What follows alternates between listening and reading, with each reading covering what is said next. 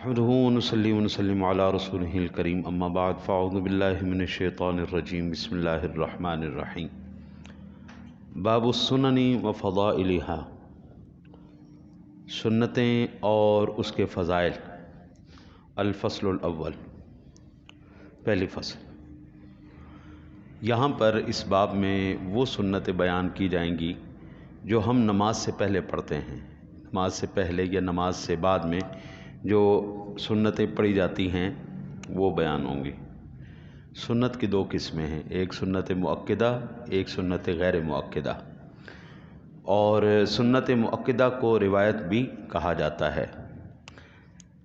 خیال رہے کہ سنت، نفل، تطوع، مندوب، مستحب، مرغب اور حسن، یہ تمام الفاظ ہم مانی ہیں جن کا کرنا ثواب ہے اور نہ کرنا گناہ نہیں۔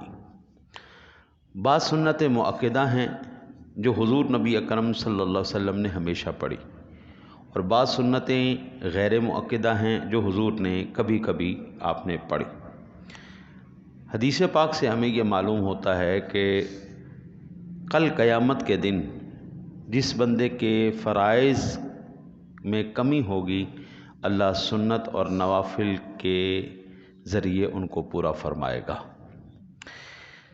عن ام حبیبۃ قالت رسول اللہ صلی اللہ علیہ وسلم من صلی فی یوم ولیلۃ 12 رکعۃ بنی لہ بیت فی الجنۃ 4 قبل الظہر ورکعتین بعدها ورکعتین بعد المغرب ورکعتین بعد العشاء ورکعتین قبل صلاۃ الفجر، رواہ الترمذی۔ وفي رواية مسلم أنها قالت سمعت رسول الله صلى الله عليه وسلم يقول ما من عبد مسلم يصلي لله كل يوم 12 ركعة تطوعا غير فريضة إلا بنى الله له بيتا في الجنة أو إلا بني له بيتا في الجنة۔ حضرت ام حبیبہ رضی اللہ تعالی عنہا سے روایت ہے، وہ فرماتی ہیں کہ رسول اللہ صلی اللہ علیہ وسلم نے ارشاد فرمایا کہ جو دن اور رات میں 12 رکعتیں پڑھا کرے اس کے لیے جنت میں گھر بنایا جائے گا۔ 12 رکعتیں کیسے جی؟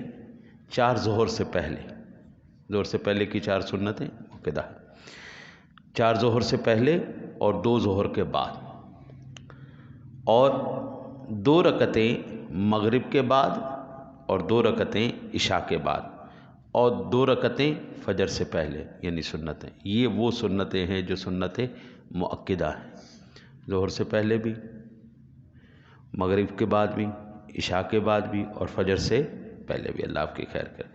اور مسلم کی روایت میں ہے کہ آپ فرماتی ہیں کہ میں نے رسول اللہ صلی اللہ علیہ وسلم کو فرماتے ہوئے سنا کہ کوئی مسلمان بندہ ایسا نہیں کہ اللہ کے لیے ہر دن 12 رکعتیں نفل پڑھ لیا کرے فرض کے علاوہ، مگر اللہ تعالیٰ اس کے لیے جنت میں گھر بنائے گا یا جنت میں گھر بنایا جائے گا۔ یعنی یہ سنتیں اتنی زیادہ اہم ہیں جی کہ ان سنتوں کے صلے میں اللہ تعالیٰ جنت میں گھر عطا فرمائے گا، لہٰذا یہ سنتیں بالکل ضائع نہ کی جائیں۔ میرے آقا نبی اکرم صلی اللہ علیہ وسلم کی جو یہ حدیث پاک میں حضور نے سب سے پہلے ظہر کا جو ذکر کیا ہے، اس کی وجہ کیا ہے؟ حالانکہ نماز تو پہلی فجر کی بنتی ہے، وہ اس لیے کہ حضرت جبریل امین نے حضور نبی اکرم صلی اللہ علیہ وسلم کو جو سب سے پہلے نماز پڑھائی تھی وہ ظہر کی تھی، اس لیے اس کو صلاۃ اولیٰ بھی کہتے ہیں۔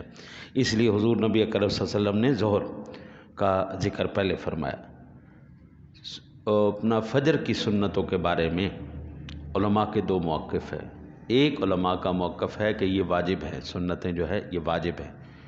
ایک علماء کہتے نہیں، واجب نہیں، سنت مؤکدہ ہے۔ اتنی اہمیت۔ حضور نبی اکرم صلی اللہ علیہ وسلم کے صحابی ہیں سعید ابن جبیر، وہ فرماتے ہیں کہ اگر میں سنت فجر چھوڑ دوں تو خطرہ ہے کہ کہیں اللہ تعالیٰ میری بخشش نہ فرمائے۔ یعنی فجر کی سنتیں اتنی اہم ہیں کہ جو بندہ نہیں پڑھتا وہ کہتے ہیں مجھے خطرہ ہے کہ کہیں اس کی بخشش نہ رک جائے۔ یہ اتنی اہم ترین فجر کی سنتیں ہیں، ٹھیک ہے جی۔ لہذا سنتیں یہ مؤکدہ ہیں، اس کے بارے میں احادیث مبارکہ میں کافی تفصیل سے آگے بھی انشاءاللہ آ جائے گا، کیونکہ اب یہ سنتوں کا ہی باب چل رہا ہے، اس میں مزید عرض کرتا چلا جاؤں گا۔ اللہ سے دعا کرتے ہیں اللہ تعالیٰ آپ کو مجھے حضور کے طریقے پر عمل کی توفیق عطا فرمائے۔